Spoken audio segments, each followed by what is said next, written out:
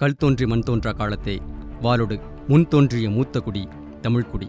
இது புறப்பொருள் வெண்பாமாலையின் அழகிய வரி. சங்ககால தமிழர்களின் நகரமே மண்ணுக்குள் புதையுண்டிருப்பது கண்டுபிடிக்கப்பட்டுள்ளது. 2000 ஆண்டுகளுக்கு முந்தைய இந்த நகரம் அகழ்வாராய்ச்சி மூலம் கீழடி என்ற கிராமத்தில் கண்டறியப்பட்டுள்ளது. இந்த கீழடி என்ற கிராமம் மதுரையிலிருந்து 18 கிலோமீட்டர் தொலைவில் உள்ள சிவகங்கை மாவட்டம் திருப்புவனம் ஒன்றியத்திற்கு உட்பட்ட பகுதியில் அமைந்துள்ளது. பெங்களூரில் உள்ள மத்திய அரசின் தொல்பொருள் ஆய்வுத்துறை கடந்த 2015ஆம் ஆண்டு முதல் ஆய்வு செய்ததில் சிதைந்த நிலையிலான வீட்டின் செங்கல் சுவர்கள், தரைதளம், உரைக்கிணறுகள், சுடுமண்ணால் செய்யப்பட்ட பொம்மைகள், மட்பாண்டங்கள் ஆகிய பல பொருட்கள் கிடைத்துள்ளன. இப்போது நாம் கீழடி என்ற இடத்திலே கடந்த 2 ஆண்டுகளாக அகழாய்வுகள் மேற்கொள்ளப்பட்டிருக்கின்றன. இதை 1980-81 காலகட்டத்திலேயே தமிழ்நாடு அரசு தொல்லியல் துறையை சார்ந்த அறிஞர்கள் முனைவர் நாகசாமி அவர்களின் தலைமையில் சந்திரமூர்த்தி, ஸ்ரீதரன், வேதாசலம், செந்தில் செல்வகுமரன் போன்றவர்கள் அந்த இடத்திலே நேரடியாக சென்று களஆய்வு செய்திருக்கிறார்கள். அங்கே கிடைத்த மேற்பரப்பு ஆய்வில் கிடைத்த பொருட்களை கொண்டு அப்போதைக்கு ஒரு சிறிய அளவிலான ஒரு குறிப்பை செய்தித்தாள்களிலே கொடுத்திருந்தார்கள். அப்போது அவருடைய குறிப்பின்படி அந்த இடம், கீழடி என்ற அந்த இடம் 2000 ஆண்டுகளுக்கு முந்தைய சங்ககால மக்களுடைய வாழ்விடமாக இருக்கிறது. அவர்கள் பயன்படுத்திய புழங்கு பொருட்களான பானை ஓடுகள் கருப்பு சிவப்பு வடிவங்களிலே காணப்படுகின்றன. எனவே இது 2000 ஆண்டுகளுக்கு முந்தைய முக்கியமான வாழ்விடம் என்று ஒரு அறிக்கையை கொடுத்திருந்தார்கள். அது அப்போதைய நாளிதழ்களிலே செய்திகளாக வெளிவந்திருந்தன. இங்கு கிடைத்த மட்பாண்டங்கள் மற்றும் செங்கல் சுவர்கள் இதுவரை தமிழகத்தில் எங்கும் கிடைத்தது இல்லை. 2000 ஆண்டுகளுக்கு முன்பிருந்தே தமிழன் தான் வாழ்ந்த வீட்டினை செங்கல் கற்களால் கட்டி வாழ்ந்திருக்கிறான் என்பதனை இந்த உலகிற்கு பறைசாற்றுகிறது இந்த கீழடி. பிறகு அங்கு கிடைக்கக்கூடிய கல்வெட்டு ஆதாரங்களை எல்லாம் வைத்து பார்த்தால் கீழடிக்கு அருகிலேயே குந்தி தேவி சதுர்வேதி மங்கலம் என்ற பெயரில் ஒரு மிகப்பெரிய சதுர்வேதி மங்கலம் 9-10ஆம் நூற்றாண்டு அளவிலே செயல்பட்டிருந்திருக்கிறது. சதுர்வேதி மங்கலம் என்று சொன்னால் பிராமணர்களுடைய வாழ்விடம். 4 வேதங்களை கற்றவர்களுக்கு கொடுக்கப்பட்ட ஒரு நிலம் பிரம்மதேயம் சதுர்வேதி மங்கலம் என்பது. எனவே குந்தி தேவி சதுர்வேதி மங்கலம் என்ற பெயரிலே வழங்கிய அந்த ஊர்தான் இப்போது கொந்தகை என்ற பெயரிலே வழங்குகிறது. கொந்தகைக்கு கிழக்கு புறமாகத்தான் இன்று கீழடி என்பதும் அதிலே சந்தை திடல் என்ற ஒரு மேட்டு பகுதியும் இருந்து அண்மையிலே இந்த 2 ஆண்டுகளிலே அகழாய்வுக்கு உட்படுத்தப்பட்டிருக்கிறது. மத்திய தொல்பொருள் துறை கண்காணிப்பாளர் அமர்நாத் ராமகிருஷ்ணா தலைமையில் உதவி தொல்பொருள் துறை கண்காணிப்பாளர்கள் ராஜேஷ் மற்றும் வீரராகவன் ஆகியோரின் முன்னிலையில் பலர் இந்த ஆராய்ச்சியில் ஈடுபட்டனர்.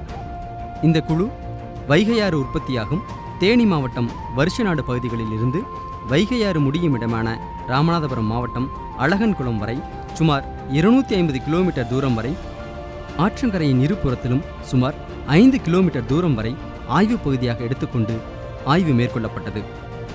இப்பகுதியில் சிற்பங்கள், கல்வெட்டுகள் போன்றவை கிடைத்துள்ளது. இதில் முக்கியமானதாக திருப்புவனம் அருகே உள்ள கீழடி பள்ளிச்சந்தை பகுதியில் தொல்பொருள் மேடு கிடைத்தது. ஆரம்பத்தில் 40 ஏக்கரில் 3.5 கிலோமீட்டர் சுற்றளவு உள்ள பகுதியில்தான் ஆராய்ச்சியை தொடங்கினார்கள். பின்பு அது 80 ஏக்கர் பரப்பளவில் நகர அமைப்பு அமைந்திருக்கும் என்று கண்டறியப்பட்டுள்ளது. 12 அடி நீளமும் 12 அடி அகலத்திற்குமான குழிகளை வெட்டி ஆய்வினை மேற்கொண்டனர். சில குழிகளில் 4 அடி தோண்டியதுமே மட்பாண்டங்களும் தரைத்தளங்களும் செங்கற்சுவர்களும் முழு அளவில் கிடைத்தன. பெண்கள் அணியும் ஆபரணங்கள், அரிய வகை கற்கள், செம்பினால் ஆன மணிகலன்கள், சுடுமண்ணால் தயார் செய்யப்பட்ட மணிகள், முத்துமணிகள், கண்ணாடி மணிகள், இரும்பு ஆயுதங்கள், சங்கு வளையல்கள், யானை தந்தத்தால் செய்த தாயக்கட்டைகள், சுட்ட மண்ணினால் செய்யப்பட்ட சதுரங்க விளையாட்டு காய்கள், ரோமானிய ஓடுகள், சுட்ட மண்ணால் செய்யப்பட்ட பானை கிண்ணங்கள், தமிழ் பிராமிய எழுத்துக்களான திசன், சேந்தன், அவதி ஆகிய பெயர் பொறிக்கப்பட்ட மட்பாண்ட ஓடுகள், விலையுயர்ந்த பொருட்களான சூது பவளம் ஆகியவை கிடைத்திருக்கின்றன.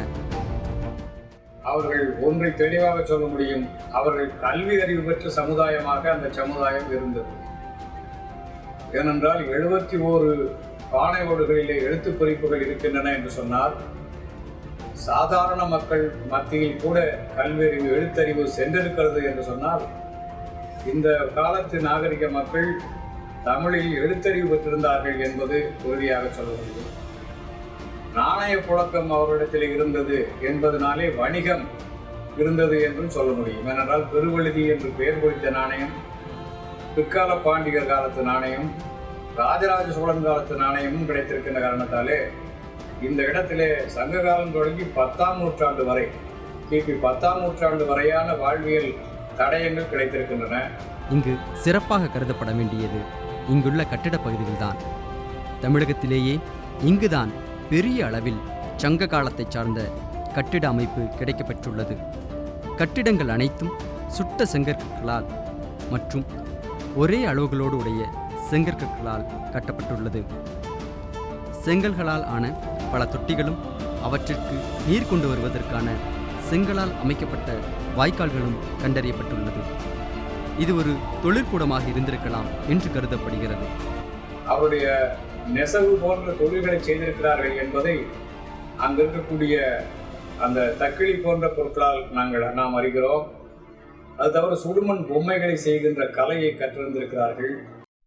அதிலும் சங்க காலத்திற்கே உரிய அந்த அளவுகளோடு கூடிய சங்ககால சுட்ட செங்கல்கள் போல இங்கே 36, 38, 40 சென்டிமீட்டர் அளவுள்ள நீளமுள்ள சுட்ட செங்கல்கள் கிடைத்திருக்கின்றன. தாயக்கட்டைகள், எண்கள் கொண்ட பொறிக்கப்பட்ட தாயக்கட்டைகள் எல்லாம் கிடைத்திருக்கின்ற போது தந்தத்தில் செய்து வாழ்ந்திருக்கிறார் என்று சொன்னால் அந்த அளவிற்கு நாகரிக உச்சம் பெற்ற மக்கள் பொழுதுபோக்கு அம்சங்களிலும் ஈடுபடக்கூடிய அளவிற்கு செழிப்பான வளமையான மக்கள் வாழ்ந்திருக்கிறார்கள் என்று சொல்ல முடியும். பாண்டிய மன்னனின் மீன் சின்னம் பொறித்த பானை ஓடுகளும் கிடைத்துள்ளன. ரோமானியர்களின் பானை ஓடுகள் கீழடி பகுதியில் காண கிடைக்கின்றன. ஹரிட்டைன் மற்றும் ரவுலட் வேர்ட் என்று சொல்லக்கூடிய வடிவமைப்புகள் கொண்ட பானை ஓடுகள் கிடைத்துள்ளது. இது ரோமானியர்களோடு தமிழகம் வைத்திருந்த வணிக தொடர்பை உறுதிப்படுத்துகின்றது. 40 வருடங்கள் கழித்து தமிழகத்தில் நடைபெறும் மிகப்பெரிய ஆய்வாக இந்த கீழடி ஆய்வு திகழ்கிறது. அரிக்கமேடு மற்றும் காவேரி பூம்பட்டினத்திற்கு அடுத்ததாக இங்குதான் இது போன்ற ஆய்வு நடைபெறுகின்றது என்று ஆராய்ச்சியாளர்கள் தெரிவிக்கின்றார்கள். தொன்மையான பாரம்பரியமும் தொன்மையான வழக்கங்களும் உடைய நாகரிகமாக தமிழ் சமூகம் திகழ்ந்து கொண்டிருக்கிறது என்பதற்கு சான்றாக கீழடியில் நமக்கு கிடைத்த நிறைய சான்றுகளும் சின்னங்களும் நமக்கு தெரியப்படுத்துகின்றன.